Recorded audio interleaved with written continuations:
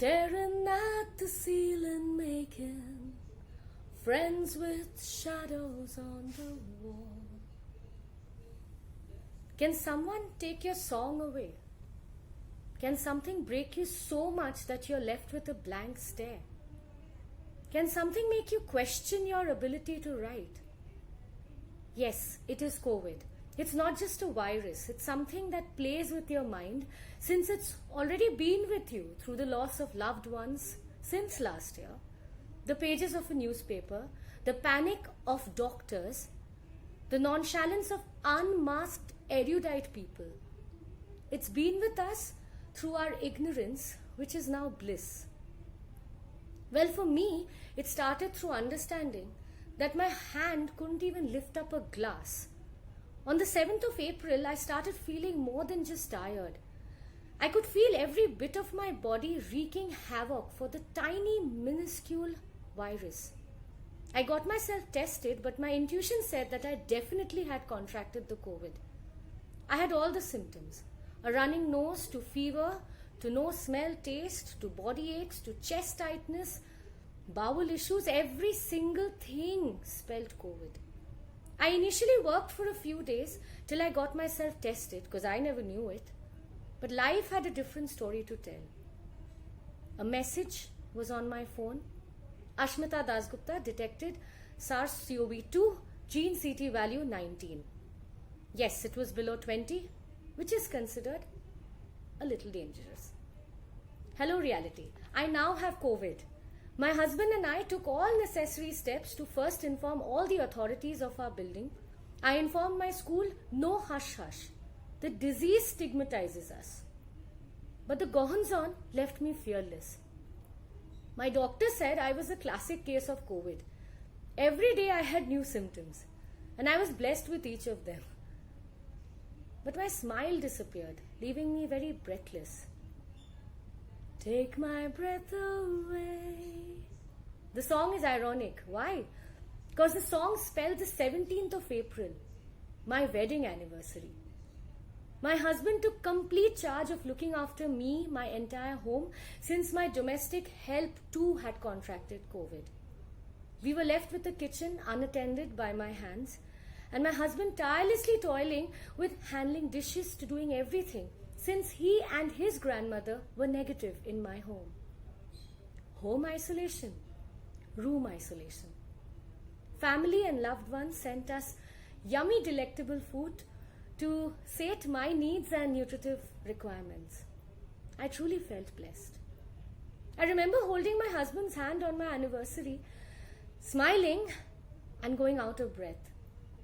Even though I could not chant in one breath, I was chanting Nam-myoho Renge-kyo, one syllable at a time.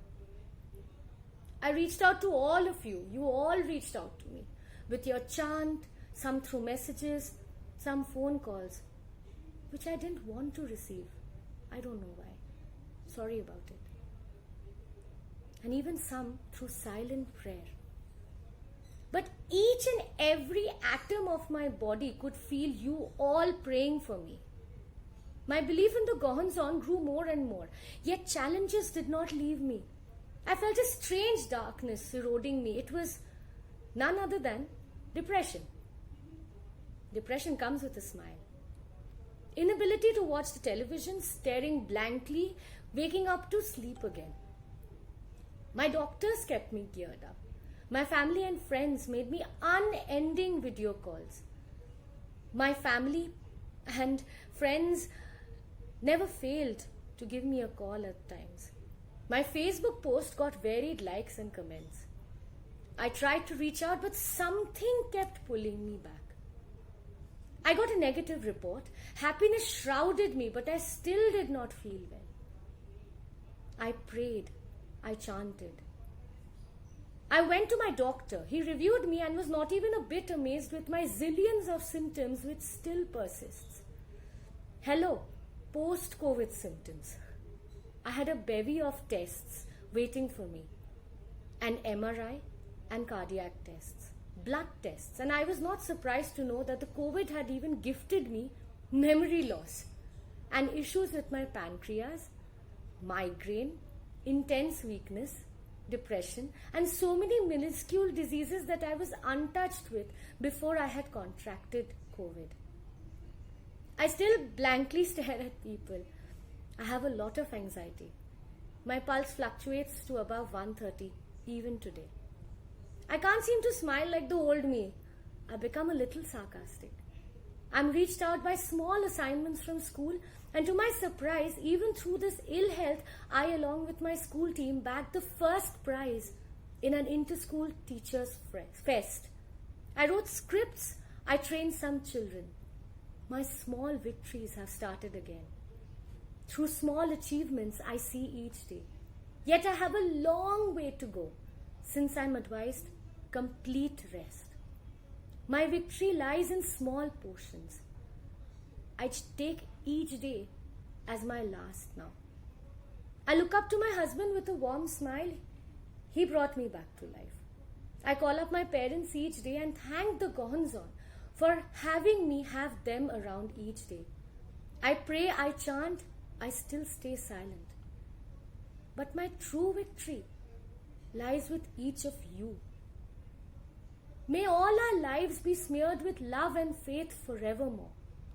This virus has left me quite at loss of words, but my faith has grown every day, for I am alive.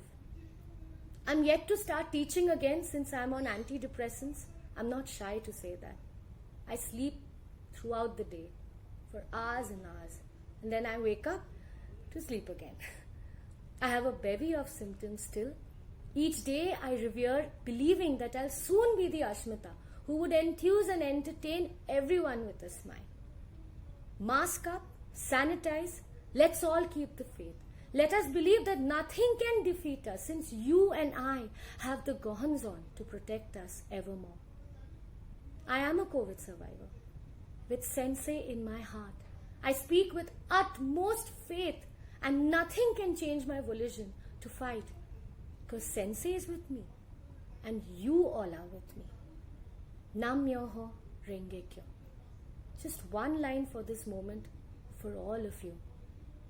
Hum rahe ya na rahe, yaad aayenge pal. Thank you.